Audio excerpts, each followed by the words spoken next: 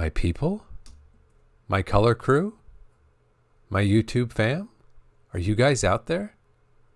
Could it be? Is it another Friday morning? Is it time for grade school? Is it time to deepen our craft? I think it is.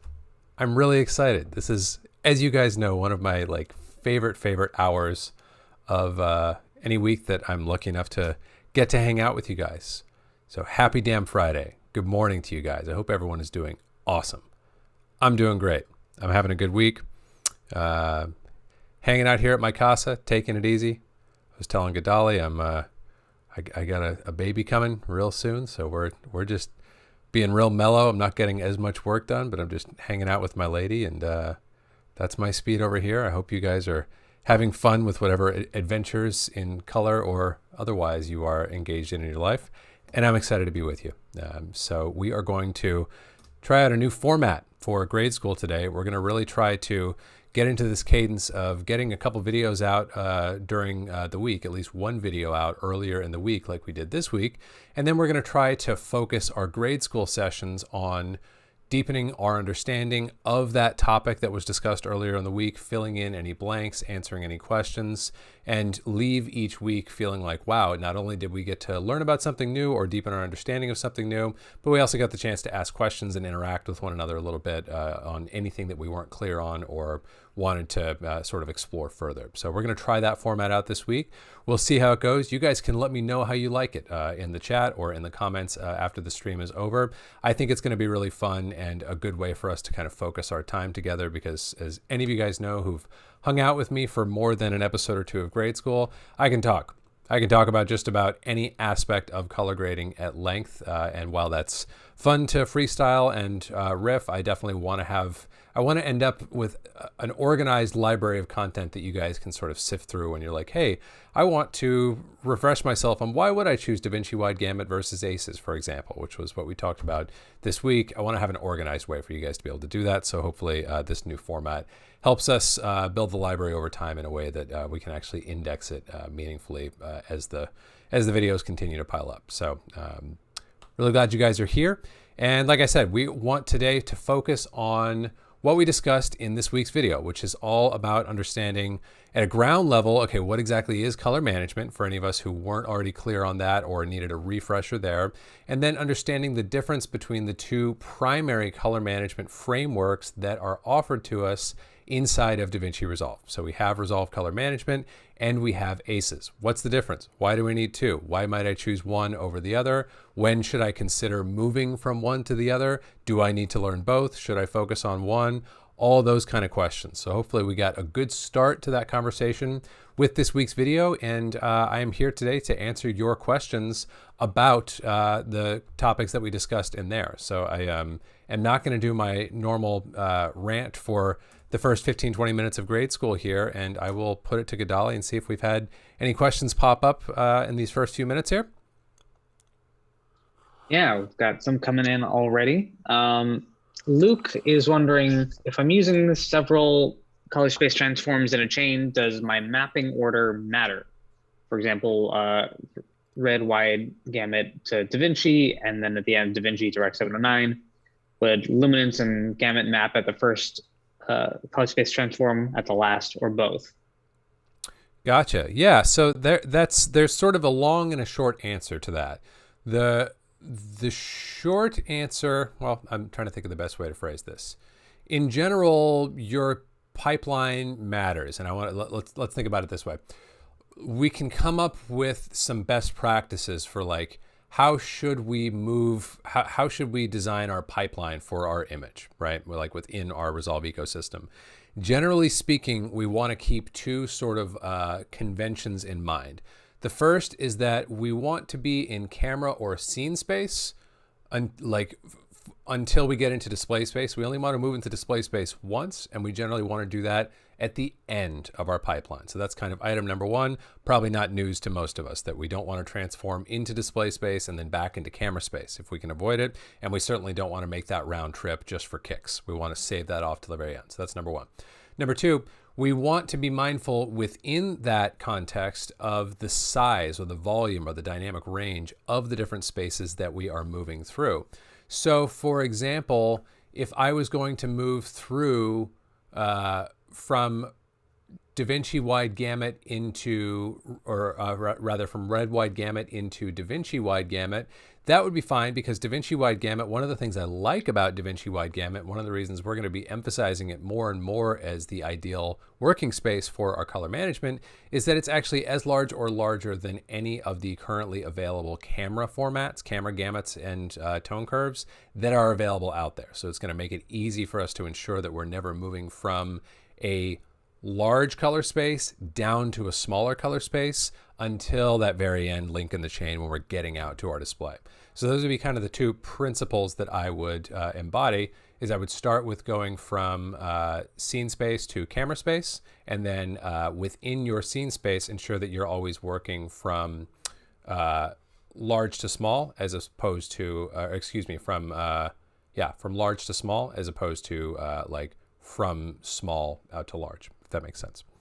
And then within those, depending on whether you are indeed changing your volume, like here's an easy example. If you're going from log C to Cineon, well, Cineon doesn't have the dynamic range of log C, so that's where you would need to use some luminance mapping, for example. Same type of thing for your gamut. If you're going from a larger gamut to a smaller gamut, that's where you would want to use some gamut mapping.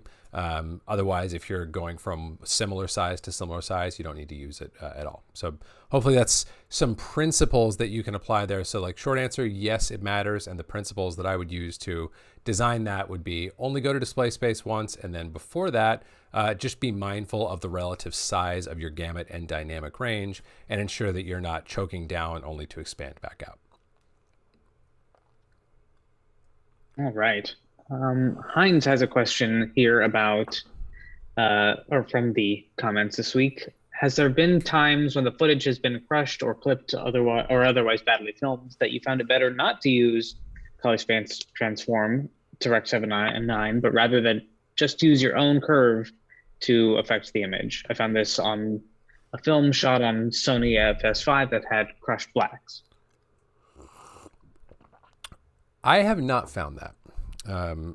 I'm a big believer that regardless of how well or poorly it may have been acquired, if a shot is acquired in a particular color space, like, you know, I don't know what the color space spec of that Sony camera was, but if it was captured in a particular log curve and, mapped out to, captured in a particular log curve in a particular gamut, I've never found it to be the case that just because something is poorly shot, it no longer properly inhabits those characteristics. Now, what I will say is, in the case of extreme over and under exposures, or really far flung, wow, you rated the camera for 5600 and then you shot it all with tungsten sources or something like that, there's a point where transforming from, I'm always going to be working, as we talked about this week, I'm always going to be working camera space, working space, display space. Okay, so there's always going to be 3 stops. There's a point where mapping from camera space to working space just becomes another link in the chain that may not actually be getting you any more of an accurate reproduction. So in that case, like in this hypothetical with this Sony material that you're talking about, I might, if I'm working in DaVinci wide gamut intermediate and I see that the material really doesn't, even though I'm setting up a sound pipeline, it's really not reproducing a good image, I might just skip that input transform if I feel like, oh, that's just a transform that, because the image is so far afield of what it ought to be and it's not actually getting me any closer, I might just skip that input transform and just let it, sort of plop into my working space, like DaVinci wide gamut intermediate. But even in that case, I would still want to get from scene space to display space, to get from log to gamma, I would want to be doing that with color management, not manually on my own. I don't like to draw those curves on my own. I mean, if I were going to draw them on my own, I would do them programmatically, like with a DCTL, as opposed to drawing them by hand, simply because things like mid-gray preservation and gamut mapping and flare compensation and matching things to an HDR flavor, if I need to do a deliverable of that, all that stuff becomes kind of problematic for me, and I would rather figure out how to make it work within my color management framework than go completely rogue and off book and just do it by hand. Although I understand that sometimes it feels like that's the best approach, and if you can do it that way, there's the color grading police won't arrest you. But no, that's I have never been I've never been that far jammed up that I can't find a way to get somewhat of a reasonable baseline using color management, even if that's just a single log to gamma display, or a log to gamma transform, I should say. Robert is asking, is it better to work DaVinci Wide Gamut on the node level or from the project settings? Oh, that's a good question. So you guys have now seen me, if you've watched the different videos that I've got out there on the channel now about color management and ACES and resolve color management, you've seen me do both ways. I'll answer it this way. Some of y'all have heard me give this answer before. Working at the project level, doing your color management at the project level is really most useful when you know how to do it at the node level. So I would say, like, if you're at all fuzzy, then doing it at the node level is better. If you understand what's going on, if you understand that pipeline that we discussed this week and that we've talked about in other videos, where you are going from camera space to working space to display space, and you understand the sort of links in the chain there, it doesn't really matter which one you do. Like, there are some ripple effects in terms of like just the way that the workflow goes and your like the way you prefer to work as an artist, but it doesn't really matter. As long as you understand the concepts, you can have great success with either. I'll say for my part, I tend to work with nodes just because I like the visual. I like being able to see, even if it's tucked off into a group pre-clip or it's happening at the group post-clip or at the timeline level, I like to be able to see the full journey of my image spelled out in nodes, as opposed to having to go into my project settings and graft, okay, I'm reading these settings here, and I know that that means a flow of X is happening to this image there. Unless I've got my input color space tagged to something different, it's just a bit more abstracted in the project settings. And for that reason, I kind of like having it all in a flow. And I also just like the manual control of, like, you know, to Heinz's question a moment ago, it's like, well, maybe I don't want to do an IDT for this. Like, I could turn that off with my project level color management, but I also just like being able to flip nodes off and on and just audition things and have that full explicit control over the entire pipeline that I get with nodes. So there's no like advantage in terms of the end image, as long as you understand what you're doing in both cases, but you may find that it feels more comfortable to do it one way or the other. Okay, there's a question from Depender. I'm going to see if I can understand this exactly, but I think it's asking, does it make a difference in color management if you're converting from S-log3 to linear and then linear to log C to remove the S-log3 curve, as opposed to not doing linear first, I guess, is the question? I think I follow the question, and that's a really good one. That's a great question to ask. So let's do a quick demo here. Let's take a look at some stuff. So what I believe Depender is asking is the following. If I look at, let's pull up my trusty old friend, the grayscale ramp here. And what we are asking is, if I do the following, I'm just doing color space transforms. If I go from, if my goal, let's say in this hypothetical, I have Sony S-log3 material, and my goal is to get it into ARRI-log C. So I'm just going to set S-gamut3 cine for my color space. That's not going to move, and it doesn't even matter what I set it to, but I'm just going to do it that way anyway. So the question is this, I believe. What's the difference between this? Let me pull up my waveform here, like so. What's the difference between doing this, going directly from S-log3 into ARRI-log C? Let's grab a still of that. What's the difference between that and doing the following, where I'm now going to go to from S-log3 to linear. Let me turn this off. And I'm now going to go from linear into ARRI-log C. What's the difference? Well, we can confirm from our best friend, the grayscale ramp, absolutely nothing. Not a single bit of difference. And the reason is, if you want to know what's actually happening under the hood here, anytime we're moving in between two log encodings like this, The actual process that's happening under the hood is there's an intermediate of linearization no matter what. So under the hood right now, that process is happening. We are doing what's called decoding this S-log3 curve into a linearized curve, and we are then encoding it into area log C. So it is in fact the exact same thing, but a really good question to ask and to know the answer to when we are operating. The only benefit to explicitly moving into linear and then into a second log curve in separate nodes is if you actually want to operate on the image while it's in that linear state, if that makes sense. Otherwise, save yourself the switch flipping and the extra node in your graph and just do it all inside of one color space transform.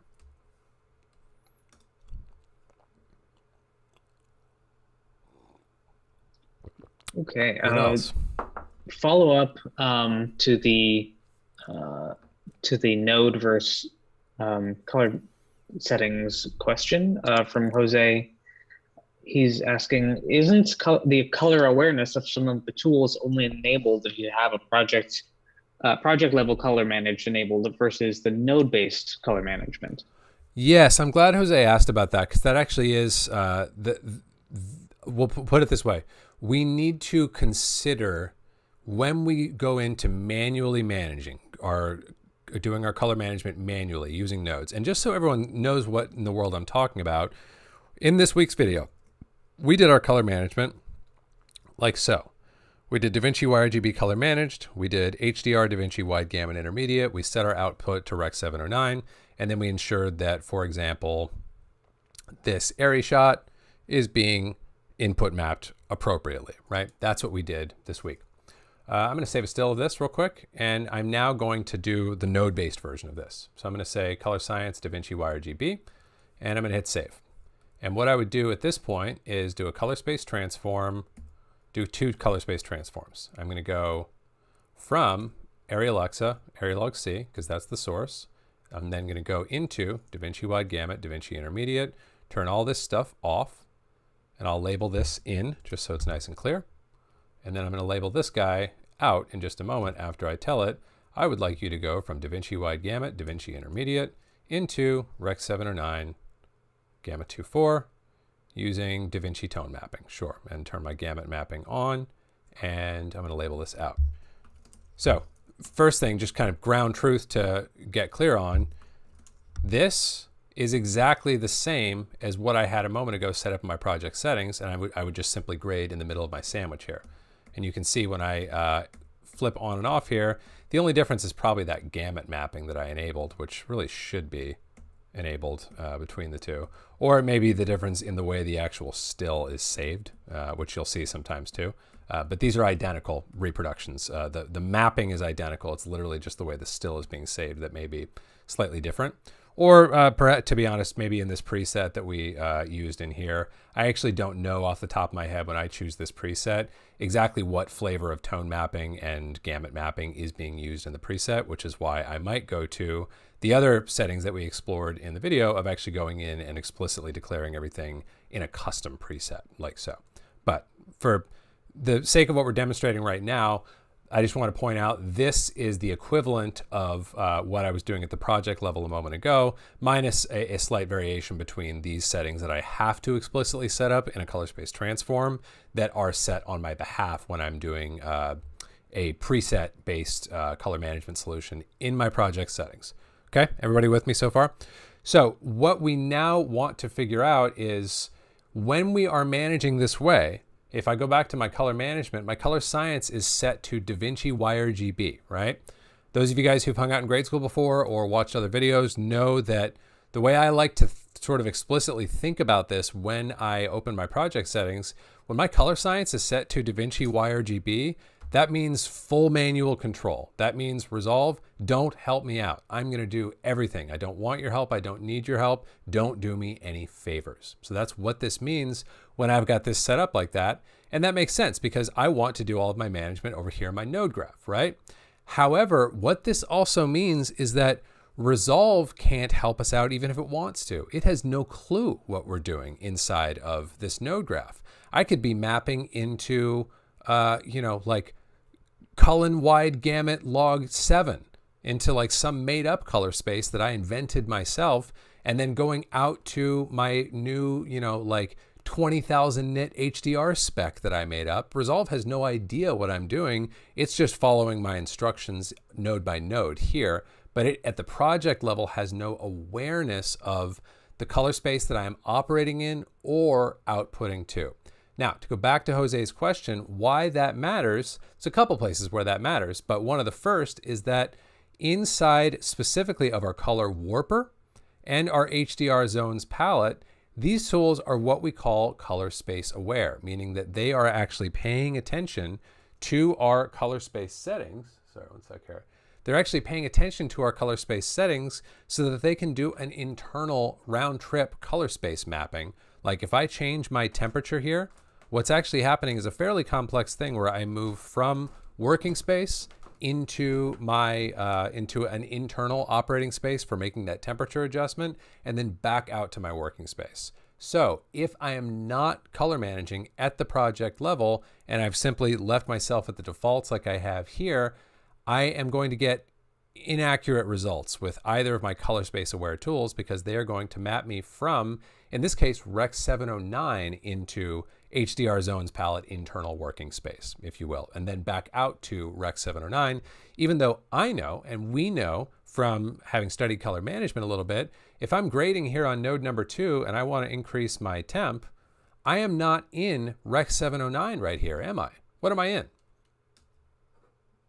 You can answer to yourself or answer in the stream. I wish we had less latency so that I could kind of like pregnant pause for responses, but I'm not in Rec 709 right now. Spoiler alert, I am in DaVinci Wide Gamut. So what's happening under the hood here with the HDR zones palette as a result of the fact that I'm not working with project level color management is I'm getting an improper result. So what I need to do if I want to get the proper result, which was the original question here of Jose's, I can actually do that when I'm color managing in nodes by setting my timeline color space to the proper color space. Give Resolve a clue and say, hey, even though you're not actually color managing or making color space transforms for me, what I am going to do is at least fill you in on the working space that I'm using so that things like the HDR zones palette operate correctly. And just to prove my point, take a look at the image here and watch what happens when I hit save.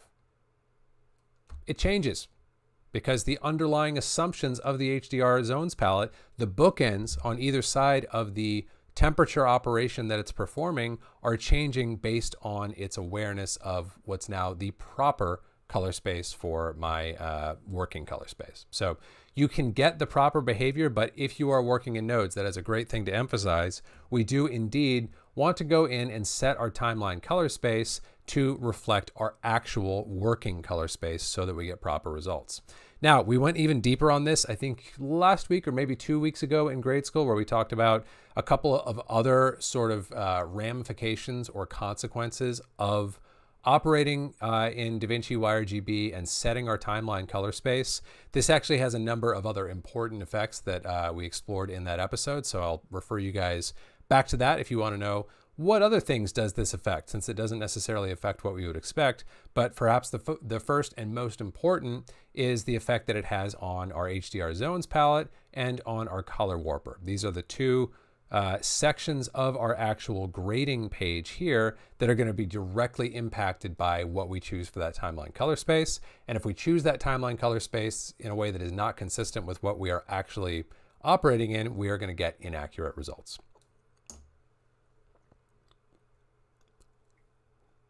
Okay, question here from Ahmad. Do the knobs like lift gamma gain behave differently in DaVinci Wide Gamut or ACE versus ACES? If yes, which one do I pick? Good questions both.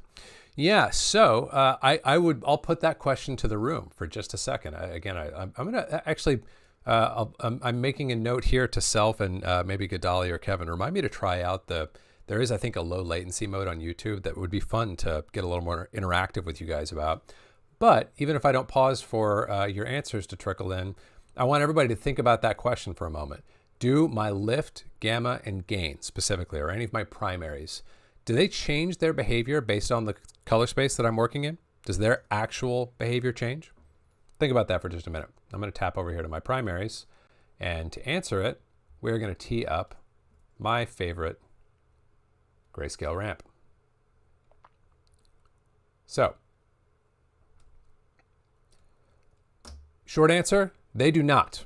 Lift, gamma, gain, offset, really any of the tools in Resolve in general, but certainly anything in our primaries here, these have fixed, explicit mathematical definitions. There is no, like in contrast to what we were talking about just now with the HDR zones palette, there's no mapping from what are you working in into what is the primaries secret under the hood color space, and then let's do our adjustments and then map back out to your working space. Nothing like that is happening in our primaries. No matter what, in our primaries, we are doing the following. If I apply gain, this is gain. This is gain whether I'm in DaVinci Wide Gamut, whether I'm in ACES, whether I'm in Rec 709, whether I'm in Arri Log C, it does not matter. This is gain. It is increasing or decreasing the contrast of my image solely by stretching out or lowering the high end of the image and by pivoting around 0. Lift is the exact opposite. We are deepening or softening our shadow region and we are pivoting around 1. Okay? Gamma, it's a rainbow. Everything in the middle. Offset, everything in one piece. Okay. The beauty of these operators are as old as color correction and they have never changed and they will never change. So that's the theoretical answer to the question. No, their core behavior, the math that drives these operations, which we could explore, it's basic arithmetic that's driving these operations. That never changes. However, the feeling, the response of them can change immensely. Easiest way to look at this? Let's go and turn some color management back on. DaVinci YRGB color managed. I'm just going to do that same preset that we talked about this week. Easiest way to explore this. Right now, just answer to yourself, what color space am I working in right now? I've gone to my stock DaVinci Wide Gamut Intermediate color management. Even though that's happening in my project settings, node number 1, what state is the image in right now? DaVinci Wide Gamut Intermediate, right? DaVinci Intermediate is what's called a log space. The most camera spaces that we're going to input from like a prosumer or professional camera are going to be a log encoding. That's also going to be the state of tone curve that we prefer to work in inside of a color grade. Inside of a log curve, inside of a scene referred or color managed working environment, offset is pretty akin to exposure. So I could drop this down quite a ways, and I'm just getting the net feeling of an exposure change, right? Let's grab a still of that. Now, let's do an alternate example. Let's once again go back to DaVinci YRGB, and I'm going to do all of my color management manually, just like I was a moment ago. And I'm clearly going to have to start saving up some preset options for these things.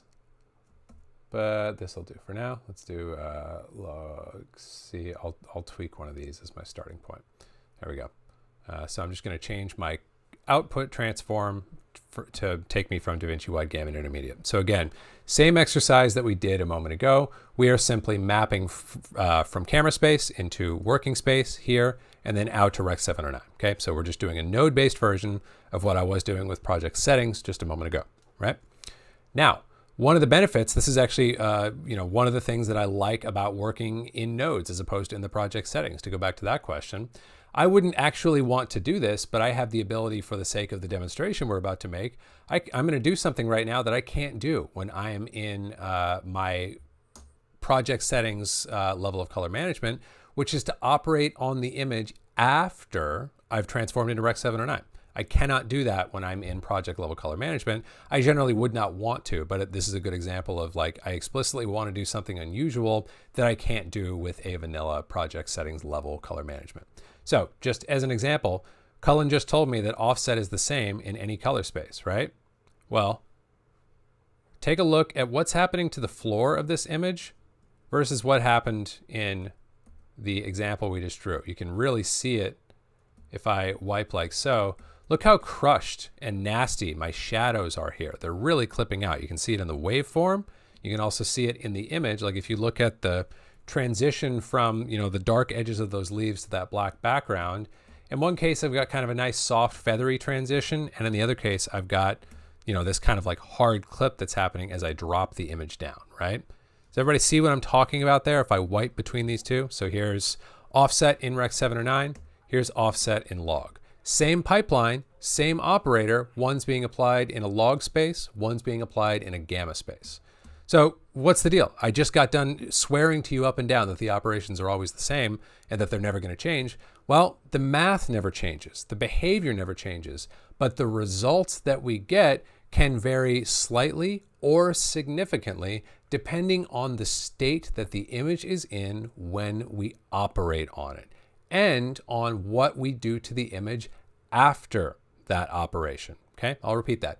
The behavior of our primaries tools can change significantly depending on the state of the image when we operate on it and on what we do to the image afterwards. Okay, so in this case, we are in a Rec 7 or 9 state and we are doing nothing at all after we operate with this offset manipulation on it, right?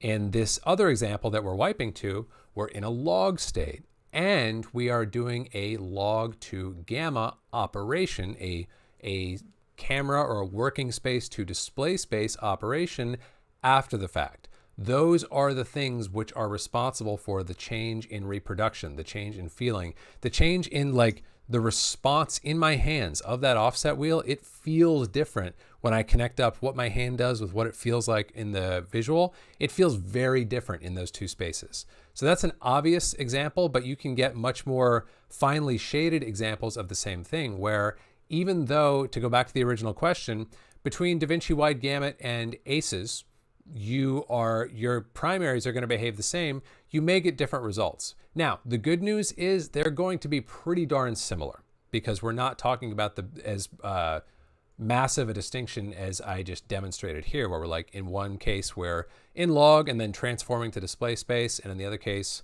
we're already in display space and we're doing no transformation after the fact. I kind of intentionally chose a more dramatic example.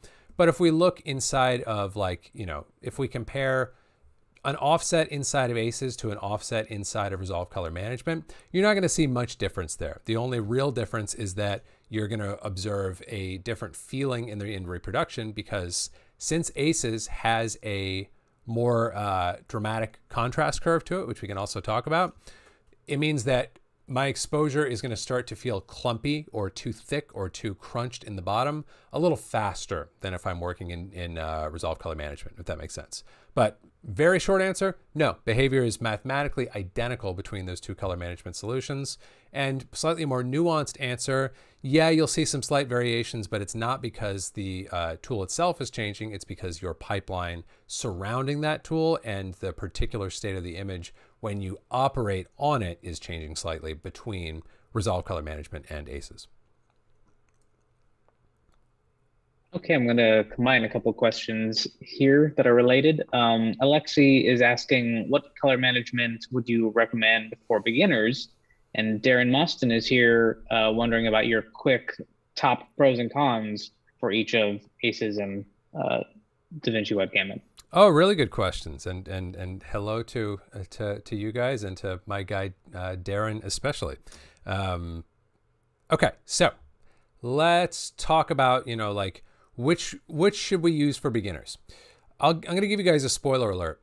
Here on the channel, we are going to be focused more and more on Resolve Color Management in the coming months. ACES has the distinction of having been first to the party, and we owe them a huge debt because the ACES committee, they were really the first group of people to industry-wide say, hey guys, we have to stop with this nonsense display-referred telecine approach to color grading, where we simply the way that color correction was performed, the way that most colorists worked in between the advent of digital color grading and 2010, maybe 2009 or so, by far the most common way for a colorist to operate is right here in node number 3, in what we would call a display referred context, where you're just operating on your image with your primaries. You're not even doing any color management. So maybe you're getting a Rec 7 or 9 image in, but if you're not, you're just twisting wheels until you get an acceptable result.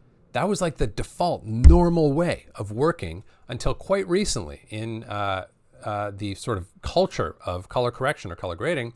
And the reason that's changed, and changed for the better, we owe a huge portion of that to ACES. ACES were the first ones to say, hey, camera manufacturers, you have to tell us the primaries of how your camera is recording color and responding to light, because we need to use that as the first link in the chain that's actually going to be a scientifically sound automatic mapping that takes us from what your camera saw to what the display we are grading for can reproduce. Remember, we talked about that definition in this week's video?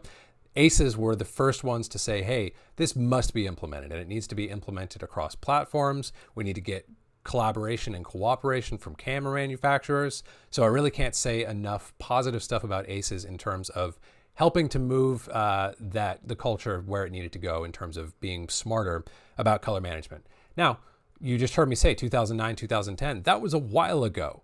And some of the ACES framework is still sort of saddled with its legacy, its history of having been that old. So while it's also mature, it's also like not as like future-proof because it's been around for a while.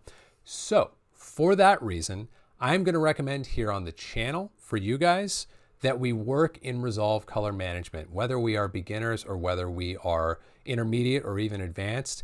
ACES will have a 2.0 release at some point, and I'm excited to see what gets incorporated into there. But until that happens, Resolve color management is generally speaking going to be a better solution, especially because now what I would have listed as one of my big cons to begin answering Darren's question is that up until Resolve, like 17 point something, till fairly recently, working Resolve color managed, you didn't have this automatic thing. And I guess the presets were there for a while, but Resolve color management used to be a question of like, I have to know how to fill out all of this if I'm going to use it well, as opposed to ACES, which you guys saw me teach. I taught a lot of ACES last year. ACES, I like for beginners, primarily because it's so simple. There's only 2 settings. What did you shoot? What are you outputting to? That's great. That's a really good start. But I'm going to encourage us more and more to move into Resolve color management because I think it's a more robust solution. There's more input mappings. It's got better display transformation. It has a better working color space. And as of the last couple releases of Resolve, they make it reasonably simple for us to avail ourselves of it without needing to know how to set every single one of these settings here, which can be a little intimidating. So that I think ends up hopefully sort of answering both questions that, like what would we recommend for a beginner? I'm going to recommend for everybody going forward that we use Resolve color management. And in terms of pros and cons, those are some of the key ones there. Now, again, like there are other sort of offshoots of that we can think about. Like another pro of ACES being older, more mature, and more widely adopted is like for exchange with VFX vendors. It's actually a little trickier if we're working in Resolve color management. They're probably not going to be able to accept DaVinci wide gamut intermediate as their color space for me to hand assets off to them. But as we explored, I think a week or 2 ago in grade school, it's very easy to say like, oh, you want ACES or you want ACES CG? That's easy. I can transform my assets that I need to give to you into ACES CG, even if I am working in Resolve color management. We can talk about that at a later date. That's a bit more of an advanced thing. But even like, some of those mechanical things of like, oh, the exchange is a little trickier with Resolve color management. We can map from any color space to any color space with a color space transform or with an ACES transform in some cases. So just because we're working in Resolve color management does not mean that we can't interchange using a different standard if that's what our vendors or our collaborators prefer. So hopefully that answers everything, and then and with a little bit of extra context. All right, question here from Kushik wondering about how to transform Fuji camera footage, and also a general question from Jim as well. If there's no IDT available, how does one transform your image from your camera? Yeah, so specific question and then sort of a broader expression of that same question. So for Fuji, without knowing, like, I don't know specifically what camera is being used, but I know in my color space transform, or if I'm doing project level color managing, like so, I have a Fuji preset. I can right click, I could say input color space, and I could say, where is that guy? I thought I had a Fuji preset. Maybe I'm lying to you guys. And maybe this will lead us perfectly into our next question. Yeah, here we go. Fujifilm F-Log. So I don't like, that's obviously not the only standard that like Fuji cameras may capture in other formats, but we at least have an input, an IDT for that. But that's some of the like diligence that we need to do is like, all right, what am I actually capturing it? And do I have a color space? Do I have an input for it inside of Resolve Color Management? Hopefully we do. If we don't, to answer Jim's question, that's where things get tricky. And to be honest with you, that is the biggest Achilles heel of working color managed in general, whether it's Resolve Color Management or ACES or Cullen's great color management solution, whatever it is. So we need that information, you know, like the sort of like the promise or the offer of color management is like, hey, you tell me what you shot and what you are mastering for, and I will handle the journey for you. I will tee up that translation in a mathematically sound way that's automatic and that's consistent across all your shots, and that you don't have to manually deploy shot after shot after shot. That's a really good value proposition.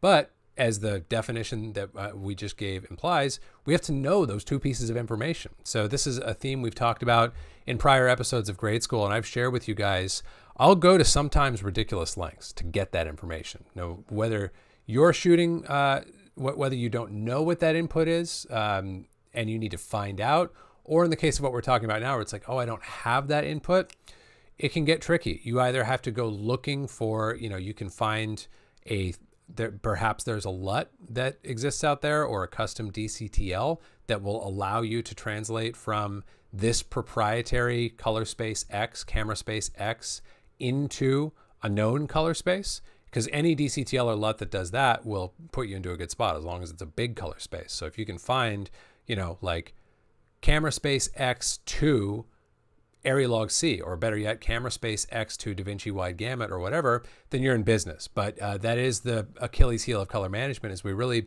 need that information. And if it's not offered up to us, this is a big long list, obviously, of our input transforms, but it's not every possible color space we could shoot in. So if it's not on here, we have to come up with some custom solutions. And to go back to what we talked about with Heinz at the beginning of the session today, one solution potentially, rather than just foregoing color management altogether in that case, one solution potentially would be like, well, if it's in a log format, you just don't know exactly how to interpret that log footage. You could do worse than just letting it live, letting it, like, you know, kind of drop manually into DaVinci wide gamut intermediate and just having an output transform. Like a good example would be this shot here. I know that this shot is Area Alexa log C, but let's say that I did not know that. Once again, I'm going to go manual mode here. Let's say I didn't know. I'm like, well, I can look at this and I can tell it's log, but I don't know what flavor of log it is. And or I know what flavor it is, but I don't have an IDT for it, to go back to what we're specifically discussing here. Well, if that's the case, let's first turn on my display transform. Okay, fine. This would be the ideal, this IDT, which as you can see is reshaping my colors and setting my exposure into a better starting point. But if I didn't have this, I would argue this is still better to use than just manually mapping, especially if you've got 500 shots in this unsupported color space. And I would simply like sort of roll my own IDT, if you will, and just say, okay, well, I don't know what I don't know, but it seems clear to me that exposure needs to drop a little bit in order to get to a reasonable place. And then maybe I would just, you know, save this off as my manual IDT, a simple set of primaries adjustments to try to sort of brute force things into place without going into like full manual mode and not using any sort of display transform. So that would be probably how I would navigate that if I had exhausted the avenues of like, hey, is there anybody else out there who's struggling to input map this color space? Have you made a DCTL? Have you made a LUT? Is there some solution that I can avail myself of to map that color space that happens to be unsupported into my working space? If not, then it may just come down to kind of doing a manual input transform or IDT on the front end, and then hopefully being able to still take advantage of a good output transform on the back end. Okay, question from G-Man here, wondering about how would you approach working with DaVinci wide gamut when you're working with a VFX house that's only using ACES CG? Oh, cool. Yeah. So I sort of teased that a moment ago, but we can quickly demonstrate that. So the way I would do that is, like your workflow and like, okay, how do I figure out what shots need to be shipped over to visual effects? Do I prep a separate timeline? Do I flag clips? Like you can figure those parts out of like, what do you want your actual workflow to be to figure out what clips need to be shipped to VFX and are they in a dedicated timeline or am I going to render them out? How am I going to sort of like cull those or select them from my overall timeline? I'll leave that to you. But what you could do for any shot, let's say that this shot needs to get over to VFX. And let's say that I am working on it in DaVinci Wide Gamut here on my side. I mean, honestly, we have a number of different options. Maybe the easiest option would be to turn everything off because they probably don't need your grade to do their work, do they? If they just want an ACES compatible image, what I would probably do is turn everything off temporarily on the shot, do an ACES transform, and say, Alexa, and depending on what they want, maybe they want ACES or maybe they want ACES CG for visual effects, just give them ACES CG, done. Render this out. And then you guys have heard me talk about this before. I try to be as accommodating and easygoing with VFX vendors as possible. Like, hey, whatever you want, you got it. I'll give it to you. All I ask is that you give it back to me in that same state. So if I give you ACES CG, you give me back ACES CG. And the only thing that should have changed in that image is your work itself. There should be no actual remapping of colors or change in the grade. All I want is your work reflected in the asset that I get back. And what I would do in that case is wipe out my node that I delivered in. And instead in this shot, like if it, like I'll kind of like mock this up. Let's say, in a typical workflow, I might have my camera original here, and then I might have my VFX render that was just provided to me here. And I would stack them up like so and maybe wipe out the original like this. So now with this version of the shot, instead of input mapping, which again, I could be doing this here at the, let me actually check something here. You might need to be using node-based color management for this. We'll have to see if I just want to check and see if I'm doing color management at the project level, can I do what I would want to do, which is to say input color space. Oops, don't generate optimized media. Thank you very much. Yeah, so my input color space, I could set that to ACES if that's what they were giving me back, but it looks like I don't actually have a preset for ACES CG. So what I would do is actually make that round trip to ACES instead of ACES CG. Or if I did want to indeed do ACES CG, I would manually color manage. And I would input map that asset. This is my hypothetical VFX render, okay? Even though this image is in log in this hypothetical exercise, it's in linear, it's ACES CG. And all I would do instead of saying, hey, transform me from Area Alexa log C into DaVinci Wide Gamut Intermediate to get this party started, I would say take me from ACES AP1 linear into DaVinci Wide Gamut Intermediate because these are the gamut and the tone curve of the ACES CG standard. And then I would just turn that on. It's going to look crazy here because I'm lying about the state of this image. It is not ACES AP1 linear, but if it were, I would be getting sound results this way, and I can map into and back out of ACES standards, even if I am not actually managing in ACES. Now, that's a bit more complex, something that you'll want to test out. The other component that you'll need to be aware of is, as always, the context that your VFX collaborators are working in matters. So if they're doing their VFX under an ACES viewing transform, that may change their decisions as opposed to working under your transform. So those are all tailorable things that you would need to ratify. But generally speaking, again, just to go back to the theme, there's no reason just because we're working in Resolve Color Management that we can't send out and get back ACES color spaces and then simply apply appropriate mapping on either side to get into our working space. Question here from Jens. What are the pros and cons between the different tone mapping methods in a color space transform? For example, luminance mapping, DaVinci, saturation, preserving, etc. Yeah, good question. So, this really comes down to, there's really only two considerations that I would encourage you to make. Let me just set my mapping back up to the appropriate place here. there's really only two ways to answer this. You can look in the manual, and the manual will give you some vague sense of like what those differences are, but it's honestly not going to satisfy much desire for detail. So what we're left with is a couple things. Like if I'm looking at my mappings here, let's just start with gamut mapping is a little bit easier. With gamut mapping, we can either do none, we can clip, which is basically the same thing, or we can do saturation compression. For me, anytime I'm going from a bigger color space to a smaller color space, I want a gamut map. I don't see any reason to hard clip my colors past what the standard that I'm going into is able to reproduce. So that's always going to be set to saturation compression. These settings will simply affect how much of, where that sort of saturation roll off begins, if you will. Generally, I won't move it off of 0.9 to 0.1, but you certainly can if you want to experiment with different options. The tone mapping side of things, there's no like objective answer to the way that like all of these work. There's no documentation of it. I like luminance mapping because it is itself explicit. It is telling me, okay, how would you like me to set this up from a ceiling of, in this case, 10,000 nits to an output of 100 nits? And then your adaptation, that's just the weighting. That's like how open or how dark, where does your middle gray plot in the output, okay? And you'll notice that I actually have mine in my custom output here set slightly differently than the default of 9. I like it at 16, just because I like where that plots my middle gray.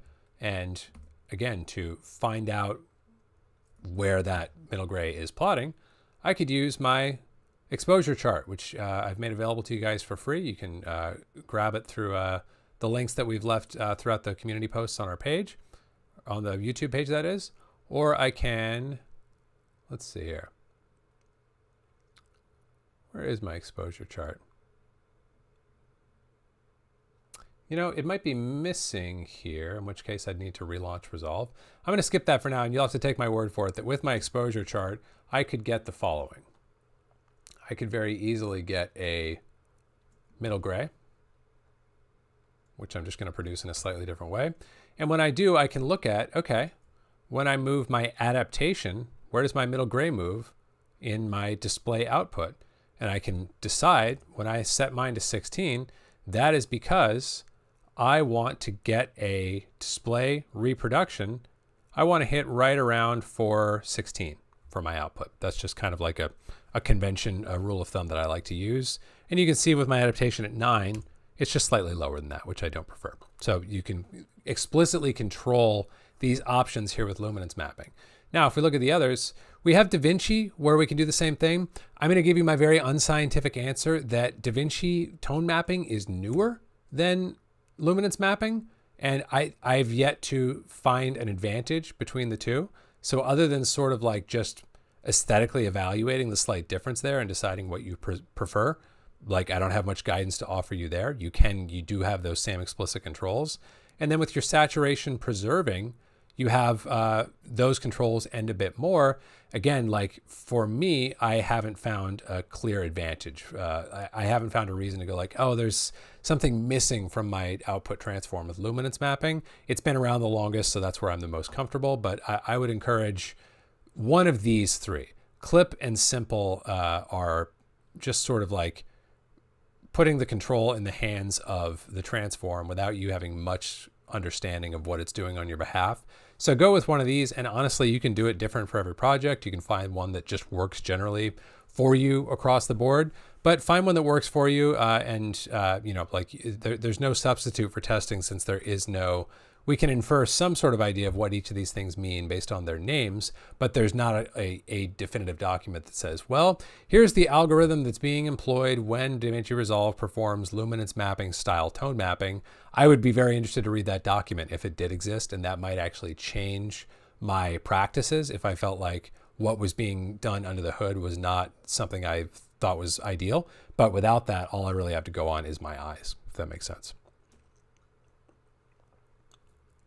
Got a question or a couple of questions of here from Ram and from Martin, both asking how do you color manage text, graphics, pictures, and how do we ensure that they're at the proper level when using resolve color management in the nodes or at the timeline level? And are there differences between doing it that way in the CST or in ACES?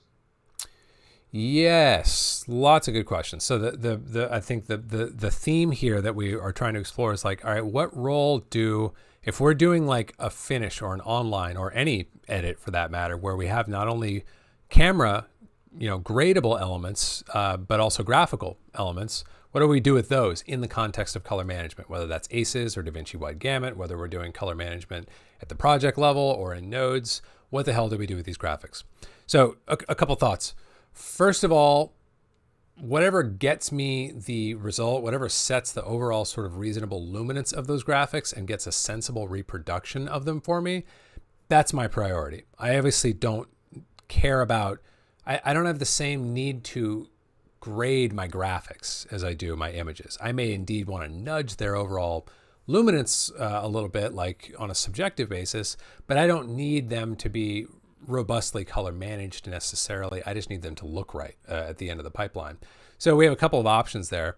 I wish I had a graphic handy to demo this with, but in the absence of it, let's once again go back to some project level color management. Probably the easiest thing to do, I'm going to actually let me save this just in case I need it again later. The easiest way to handle graphics, like the other thing with graphics is like, unlike say a VFX facility, which we were just talking about, which are going to be generally pretty sophisticated about like, what color space are you giving me and what color space would you like back and how will that work in your color management pipeline? Most graphics vendors don't operate in that same way. Most graphics vendors are going to give you an sRGB or a Rec 709. They're going to give you some kind of gamma state Rec 709 SDR image, right? Like, if you get anything different or you're working with a more sophisticated graphics house, like you can count yourself lucky. Most of the time it's just going to be Rec 709, right? So for that reason, my go-to solution is this. Like, let's just, like I said, I wish I had a graphic here, but let's just pretend this EXR here is a graphic. All I would do is go up in here and I would say bypass color management. Don't do anything because it's going to be SDR it's going to be a Rec 709 SDR. And if I'm mastering SDR, I would say like, I don't need it to go through a whole color management, like round trip pipeline thing, because I'm not going to be doing much, if any, grading on that asset. I just need it to be pipelined without getting affected, without it getting bumped. I just need to pipeline it out to the display, if that makes sense. And if anything, in that case, we talked about this a couple of weeks ago in grade school, whether I'm doing HDR or SDR, the one thing that I might do to a graphic like this one that I'm sort of mock working on right now is I might like trim the gain in just a little bit if I feel like the white is a little spicy, or if I have like a target where I'm like, hey, I really want my graphics to all be living, whatever at 768, I would just sort of like trim my gain to get up or down to that level if I wanted to. And, to round out this thought, the last sort of use case I can think of in general, aside from like, all right, let's assume graphics are going to be coming to us in SDR most of the time. And let's assume that our primary grading or our only grade is going to be for an SDR deliverable. To my mind, the easiest solution in that case is just to sidestep color management altogether, just because I don't see a benefit of color managing that asset necessarily. But if we think about the one other sort of second most common scenario, that would be mastering for HDR, but with an SDR asset, in which case it probably is a good idea to just go ahead and color manage it into your working space. So in that case, I would do input color space, Rec 709 Gamma 24, or, maybe sRGB if I wanted to. Like I'm not too persnickety about this because we're going to be doing something less than ideal, which is taking a display state image and mapping it back into a scene or a log state, but it doesn't really matter because it's just graphics. So pick the one that looks the best, input map it appropriately, and then you are just color managing. You're in your, you've mapped your graphic into your working space, and then it's ultimately going to be output back to your HDR space, and you should be getting a sound reproduction in HDR. And all the more so the guidance that I just gave would apply, where I would say, all right, let's just come up with a speed limit. Like, where do I want my graphics to live? Maybe I'm even working on a nit scale as opposed to on a 10-bit scale like I have now. So that would be HDR, like so I can see 0 nits, 1 nit, 1,000 nits, 10,000 nits, and I can set my speed limit in nits and say, all right, I really don't need graphics ever to go above 350 or whatever. And then at that point, inside of my color managed environment, I would do the same kind of thing. I would just apply gain to my graphics to kind of get them all pulled up or down into that sweet spot for graphics and ensure they're all in the same spot. So there's obviously a million variations and particulars to that conversation, but those are the concepts that I would employ thinking about graphics. Generally, graphics don't need robust color management because I don't need to do much, if any, grading. Generally, they're going to be in SDR when they come in, and we are often going to be outputting back to SDR anyway. If that's the case, just sidestep the color management piece altogether. If you are indeed going out to HDR and you're starting with SDR for those graphics, go ahead and input map them, and then use your scopes to sort of set your speed limit, and then use simple primaries to nudge those graphics up or down so that they're hitting where you want them to on those meters. Wow. Hour flies by as usual, guys. Let's take one more, please, Gadali. Okay. We've got a question here from Edgar, who has a project and needs to deliver to DCP for TV and for YouTube. What's the best way to output from DaVinci Wide Gamut while he's grading on a Rec 709 to the multiple outputs? Good question. So, a couple thoughts. First of all, we can only master for one display at a time. So if you're, and you generally only have one mastering display at your disposal at a time anyway, which you wouldn't want more than one regardless. So in that case, like if your mastering monitor, if your hero monitor is a Rec 709 Gamma 2.4 monitor, target that with your resolve color management, and that's it. Next thought would be, you guys have heard me talk about this before, and I really want to encourage you on this as well. If you cannot monitor a space you are delivering for in a calibrated and known accuracy, you can't really offer that deliverable up to your client. Like, just because, like let's go back to my sample color management here. Like the promise, again, to go back to like the great promise of color management, the promise of color management is that, let's go back over here to Isabella, and let's go back to a normal luminance mapping. The promise of color management is that I can do my whole grade in between nodes 1 and 2, right? And I can be targeting Rec 709 Gamma 2.4. And the promise of color management is that if later I need to do a theatrical deliverable, which would be something like this, that I can just change these settings around. And now I'm mapping in such a way that my creative intent as dialed in by my creative intent as I expressed it while monitoring on my Rec 709 display, when I now output this same grade to these specs and I view them on in a reproduction that has these characteristics, that my creative intent will be preserved, right? Like that's the promise of color management. That's generally true. We do still need to do a trim pass. We need to actually look at it in context and confirm that's the case. But at even more of a basic level, if you can't monitor this, if you can't at least QC this output on the display that it is aimed at, then you can't really offer that up to your client. That's not really fair to say like, yeah, it should work. To put it this way, for the first time anyone sees that deliverable in its like appropriate state to be when the thing shows for the first time in a theater. That's not really fair. That's not a good. I just don't have the constitution for that, because it's like, what if something clips? What if it looks weird? What if it looks insane? Who do I have to blame but myself for that? So that's the sort of caveat there, is if you can't monitor it, if you can't rent theater time, if you can't get your hands on an accurate version of the display you're targeting, you really need to say no to that deliverable, in my opinion.